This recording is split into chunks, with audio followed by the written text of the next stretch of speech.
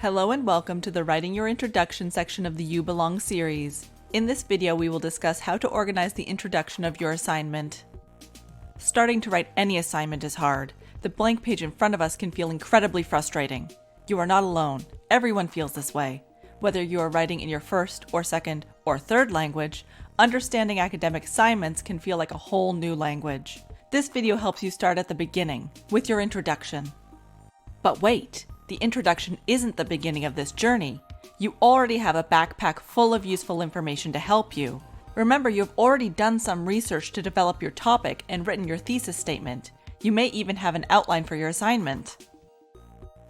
The introduction is the most important part of your writing. It tells the reader what your essay, report, or presentation is about. It generates interest in your topic, it presents your main argument, and it communicates the structure of the rest of your content.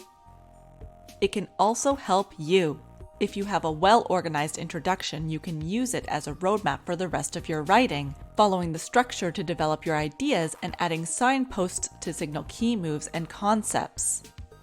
We are going to look at two different approaches to writing an introduction, but there are many ways to do this depending on the academic program, the type of assignment, and even your own personal style.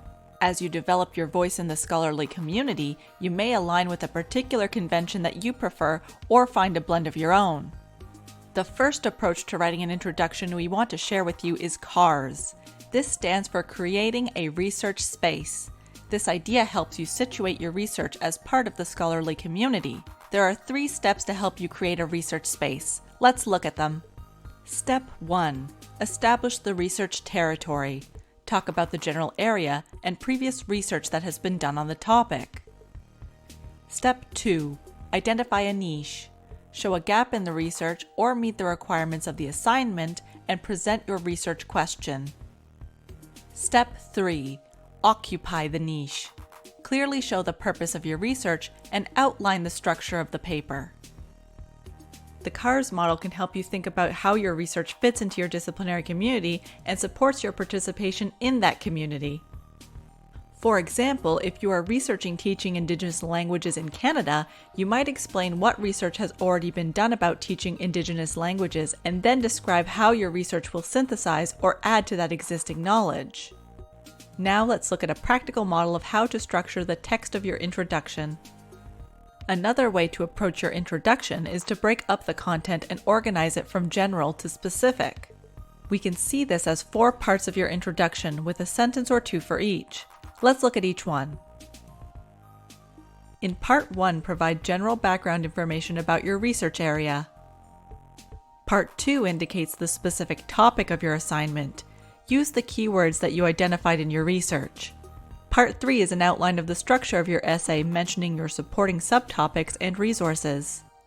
And finally, Part 4 is your thesis statement, which clearly states your argument. Okay, let's see how that looks in practice. Remember the topic we looked at in the last video? Here is a possible introduction paragraph that explores this topic. Don't worry if it's hard to read. You can download a PDF of this content for later review.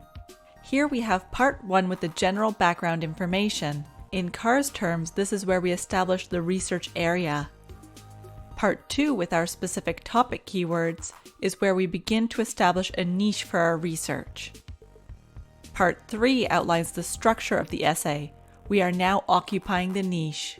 And Part 4, which is our thesis statement and shows our argument.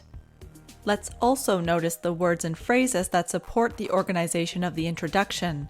First, next, and finally. These words signal particular moves in the introduction to the reader. We call these signpost words. Okay, let's recap. A good introduction helps you and your reader see the roadmap of your assignment, creates a research space and shows your research is situated in that space, goes from general to specific, and ends with your thesis statement. Remember, your introduction is the first impression you give of your essay or presentation. This is your first chance to share your academic voice and engage your audience, so it's worth taking the time to get it right.